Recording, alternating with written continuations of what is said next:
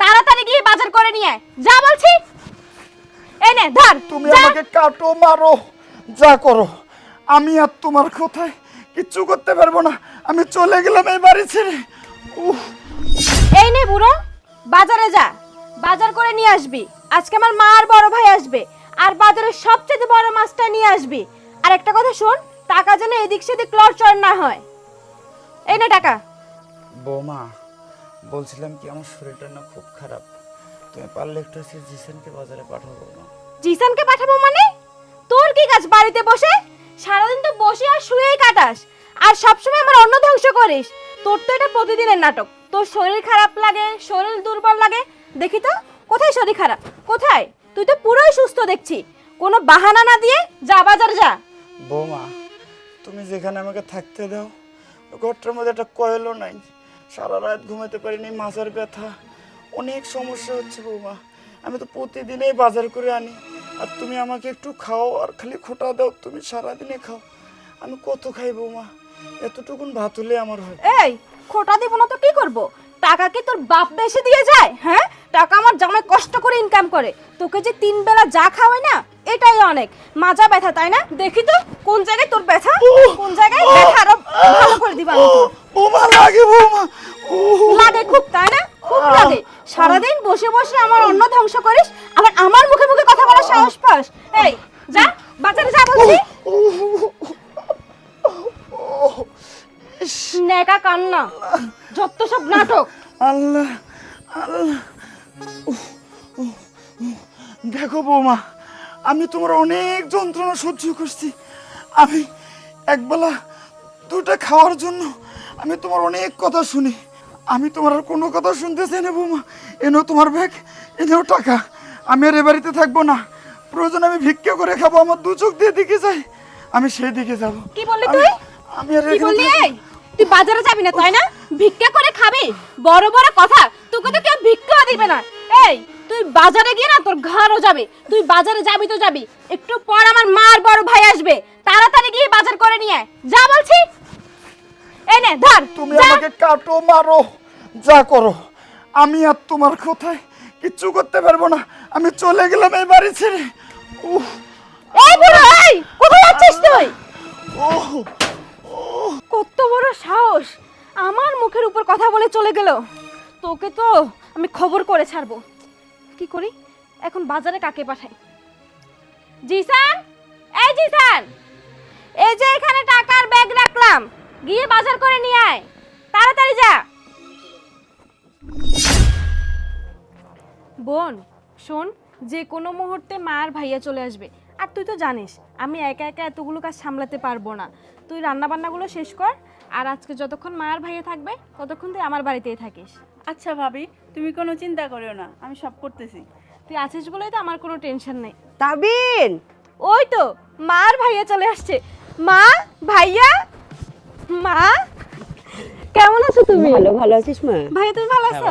তুই ভালো আছিস? হ্যাঁ ভাইয়া ভালো আছো, চলো ঘরে চলো। চলো চলো। ভাইয়া আসো। কিরে বাসাতে কেউ নেই? আচ্ছা তোর শ্বশুর কোথায়? আমি বিআইকে দেখছি না, বিআই মশাই কোথায়? ডাক দে, কথা বলি। আছে হয়তো, বুড়োটা কোথাও না কোথাও গেছে। ওর কথা বাদ দাও, তোমরা অনেক কষ্ট করে আসছো। বসো মা বসো। মা, ও কি বলছে? এই তুই তো শ্বশুরকে বুড়ো বুড়ো বলছিস কেন? বুড়ো বলবো না তো কি করব? তুমি জানো ভাইয়া, ওই বুড়োটা সারাদিন আমাকে জ্বালিয়ে মারে, শুধু খাওয়া খাওয়া করে। তাছাড়া ওর খোঁজ খবর আমি রাখি না।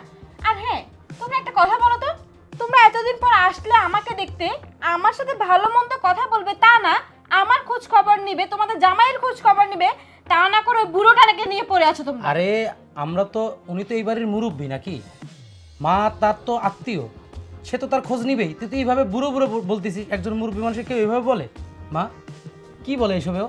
হ্যাঁ বাবা, ওর কথার আগামাথা আমি কিছুই বুঝতে পারছি না। ও এসব কি বলছে? মা, তোমাদের অত কিছু বুঝতে হবে না, বাদ দাও তো এসব কথা। তোমরা অনেক কষ্ট করে আসছো, আমি তোমাদেরকে শরবত দিচ্ছি। সালমা, এই সালমা। জি ভাবি। শোন, রান্না বান্না কি শেষ হয়েছে? হ্যাঁ ভাবি, আর অল্প একটু আছে।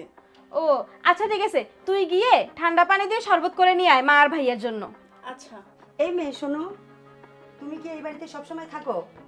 আজ সকালে ওর শ্বশুরের সঙ্গে কি হয়েছিল? ওর শ্বশুর কোথায় গেছে? আসলে ভাবি সকালে এই তুই চুপ কর, তোকে যেটা করতে বলেছি তুই সেটা কর। যা মাদের জন্য নাস্তা নিয়ে আয়, যা। কি ব্যাপার, মেয়েটাকে থামিয়ে দিলি কেন? নিশ্চয় তুই তোর শ্বশুরের সঙ্গে কোনো খারাপ ব্যবহার করছিস। এই শোন, তোর শ্বশুর না আসা পর্যন্ত আমি এক গ্লাস পানিও খাবো না, এখানে বসবো না। শোন বাবা, ওর জামাইকে তুই ফোন দে। এই তুই এভাবে ব্যবহার করতেছিস কেন মেয়েটার সাথে? আর ওরকম কিছুই না। আচ্ছা ঠিক আছে মা, আমি দিচ্ছি ওকে ফোন। আচ্ছা, শোনো তোমরা আমার কথা। কোনো কথা বলবি না তুই, আমাদের যা বোঝার আমরা বুঝে গেছি।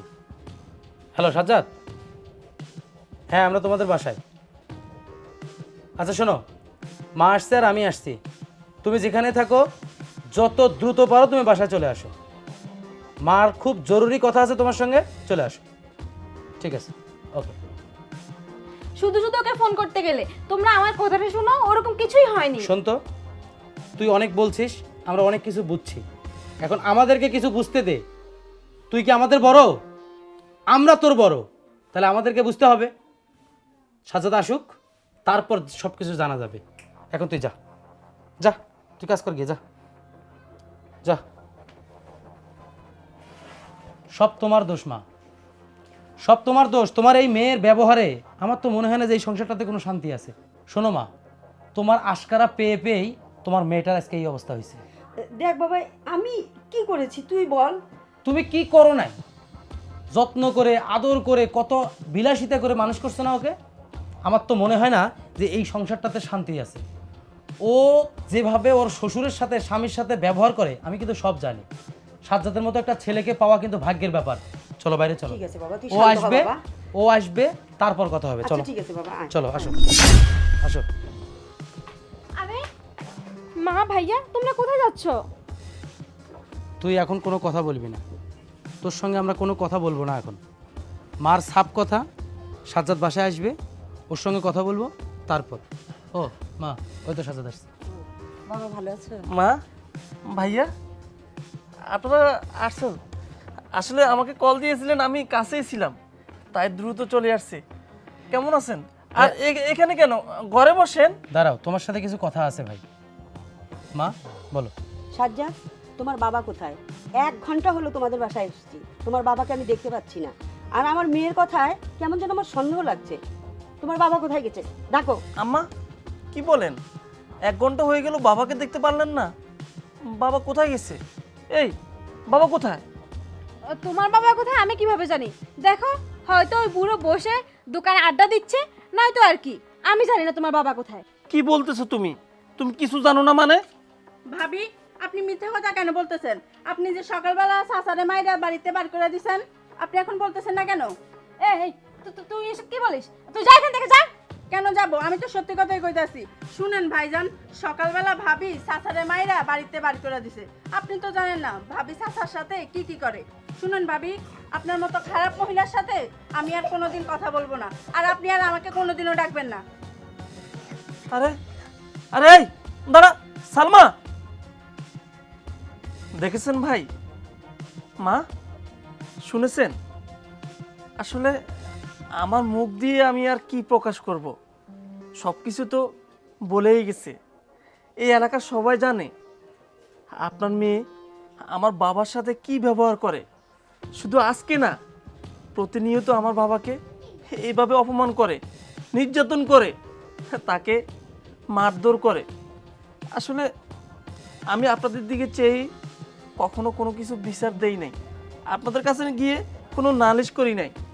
আপনার মেয়ে এইভাবে প্রতিনিয়ত আমার বাবার সাথে এরকম ব্যবহার করে, আর আমার কথা নাই বললাম। এই, আমি এসব কি শুনছি? ছি ছি ছি ছি, মা, এর চেয়ে আমার মরে যাওয়া অনেক ভালো। তুমি থামো। সাজ্জাদ, তোমাকে একটা কথা বলি। আমি জানতাম তুমি ভালো নাই, আর অনেকবার তোমার চলাফেরা, তোমার কথার স্টাইল দেখে আমি বুঝেছিলাম। মাকে আমি অনেক বলছি, মা অনেক আদর করে ওকে মানুষ করছে, তো সব কিছু আমি বুঝতে পারে নাই। দেখছো মা, তোমাকে বলছিলাম না যে তোমার এই মেয়ে এই সংসারটাকে নরকে পরিণত করছে? পাইছো প্রমাণ? যে মানুষ শ্বশুরকে আপন ভাবতে পারে না, যে মানুষ শ্বশুরকে বোঝা মনে করে, যে মানুষ শ্বশুরবাড়ির লোকজনদেরকে খারাপ মনে করে, সে তো আমার বোন হতে পারে না। তোমাকে আমি সাপ সাপ বলি, যদি ওর সঙ্গে তুমি কোনো রিলেশন রাখো, কোনো সম্পর্ক রাখো, তাহলে আমাকে তোমাকে ভুলে যেতে হবে। আর যদি তা না করো, তাহলে আমার বউ দ্বারা তোমার কোনো সেবা যত্ন করতে আমি দেব না। তোমার মেয়ে ওর বাবাকে বাড়ি থেকে বের করে দিবে, আর আমার বউ তোমার পা চাপবে, এটা তো হতে পারে না। সাজ্জাদ, তোমাকে বলি, একটু প্রতিবাদ করতে শেখো, একটু দাঁড়াও। বউর এত বড় সাহস হবে নিজের বাবাকে অপমান করে বাড়ি থেকে বের করে দিবে? ঠ্যাং ভেঙে ফেলবে, গলা চেপে দুনিয়া থেকে বিদায় করব। এত বড় সাহস হবে কেন? নিজেকে পুরুষ হিসেবে বানাও, পুরুষত্বটা দেখাও। ঘরের নারী ঘরেই সুন্দর, বাহাদুরিতে নয়। তোমাকে অনেকবার বলছি, নিজেদের সমস্যাগুলো নিজেরাই সমাধান করার চেষ্টা করো। আর এই, তুই একটু আগে কি বললি? তুই তোর শ্বশুরের সাথে কোনো খারাপ ব্যবহার করিস নি, তোর শ্বশুর কোথায় আছে তুই জানিস না। আচ্ছা, তুই এত অমানুষ হইলি কিভাবে বলতো? কিভাবে হইলি তুই এত বড় অমানুষ? শ্বশুর কি বাবা নয়? শ্বশুর কি বাবা সমতুল্য নয়? আজকে আমার বউ যদি তোর মার সঙ্গে খারাপ ব্যবহার করে, তোর কাছে খারাপ লাগবে না? কষ্ট লাগবে না তোর? অবশ্যই লাগবে। তোকে বলে কি লাভ? তুই তো মানুষটা, তুই একটা আস্ত অমানুষ হয়েছিস। মা, এখানে আর এক মুহূর্ত থাকবে না। তুমি যদি তোমার মেয়ের বাসায় আসো থাকো তোমার ব্যাপার। আমি একজন পুরুষ হিসাবে আর একজন পুরুষ নির্যাতনকারীর সাথে অন্যায় করে যাবে, এটা আমি মেনে নিয়ে থাকতে পারবো না। না বাবা, আমিও থাকবো না। হ্যাঁ, তুমি যদি তাই ভাবো, সাজ্জাদ তোমাকে বলি, আজকের পর থেকে তোমার বাড়িতে আমরা আর আসবো না। আমার বোন যদি কোনো অপরাধ করে তার শাস্তি তুমি দিবা। আমার বোন যদি কোনো অপরাধ করে তার বিচার তুমি করবা। আমার বোন যদি কোনো ভুল করে সেটা একমাত্র তোমার দায়ভার, কারণ তোমার হাতে আমি আমার বোনকে তুলে দিছি, তার ভালো মন্দ সমস্ত দায়িত্ব তোমার। আর তুমি যদি সেটা করতে না পারো, ওকে তুমি ডিভোর্স দিয়ে দিও। পৃথিবীতে এমন কোনো ভাই নাই যে নিজের আপন ভাই হয়ে বোনকে ডিভোর্স দিতে বলে। এই আমি বলছি, দুষ্ট গরুর থেকে শূন্য গোয়াল অনেক ভালো। এদের মতো মেয়েরা কোনো সংসার জোড়া লাগাতে জানে না, ওরা জানে কিভাবে ভাঙতে হয়। আর কিচ্ছু বলার নেই আমার। মা, এখানে আর এক মুহূর্ত নাই। সাজ্জাদ, আজকের পর থেকে আমাদের চেহারাটা তোমাদের বাড়িতে আর দেখবে না। চল বাবা।